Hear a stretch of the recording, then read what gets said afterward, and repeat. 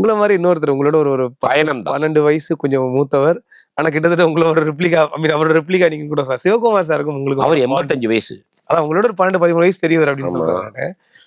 உங்க 2 பேருக்கு ஒரு எனர்ஜி லெவல் ரொம்ப ஒரு மாதிரி அவருடைய குணங்கள், அவருடைய ஹேபிட்ஸு, அவரோட வேற வேற ஒரு இதா இருக்கும். பட் ஒரு சிலதுல வந்து நானும் அவரோட கலந்துட்டேன். அப்புறம் அவரோட ஜாஸ்தி பழக பழக பழக அவரு அப்படியே உள் வாங்கிட்டேன்.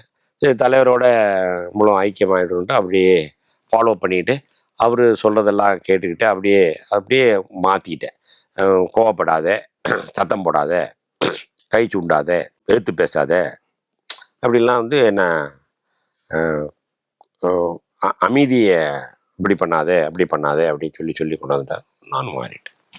ரொம்ப ரெகுலரா பேசிப்பீங்க நீங்க? டெய்லி டெய்லி டெய்லி டெய்லி அவங்க ஃபேமிலியோட இப்போ சூர்யா சார் இன்னைக்கு காலைல வரும்போது கூட ஃபோன் பண்ணிட்டார்.